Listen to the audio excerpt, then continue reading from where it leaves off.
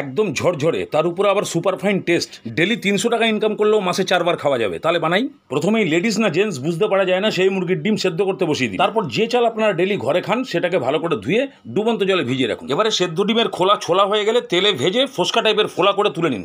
এবারে এই রেসিপির টেস্টকে যদি বাড়াতে চান তাহলে 2 চামচ ঘি ওই তেলের মধ্যে দিয়ে এই গোটা গরম মশলাগুলোকে হালকা ভেজে নিন। তারপরে একদম পাতলা করে কাটা পেঁয়াজগুলোকে দিয়ে একদম বেরেস্তার মতো ভাজুন। মাঝখানে খালি 3টে ডিম ফেটিয়ে রেখে দিন, ওর মধ্যে কিচ্ছু দিতে হবে না। এদিকে পেঁয়াজ রেডি হয়ে গেছে, আদা রসুনের পেস্ট, ওটাকেও ভালো করে ভাজা হয়ে গেলে তারপর টমেটোর ঘাড়ের উপরে পরিমাণ মতো নুন, হলুদ গুঁড়ো, লঙ্কার গুঁড়ো, জিরের গুঁড়ো, ধনের গুঁড়ো আর চিকেন মশলা সবকে চাপিয়ে দিয়ে সামান্য একটু জল দিয়ে এমনভাবে কষান টমেটো গলে যাবে, মশলা থেকে পুরো তেল ছাড়তে শুরু করবে। ঠিক এই সময় ফেটিয়ে রাখা ডিমটাকে দিয়ে খুব ভালো করে ফ্রাই করুন। এবারে ভিজিয়ে রাখা চালটা দিয়ে চালের লেভেলে জল, 3-4টে কাঁচা লঙ্কা আর সেদ্ধ ডিমগুলো দিয়ে নুনটাকে চেক করে নিয়ে ঢাকনা দিন। এবারে ওপরের জল শুকিয়ে গেলে আলতো হাতে ওপর নিচ করে দিয়ে ধিমি আছে 10 থেকে 12 মিনিট রাখলেই রেডি হয়ে যাবে আন্ডা ভুর্জি পোলাও। বাস আর দেরি না করে গরম গরম নিয়ে রায়তা দিয়ে হাত চালাও।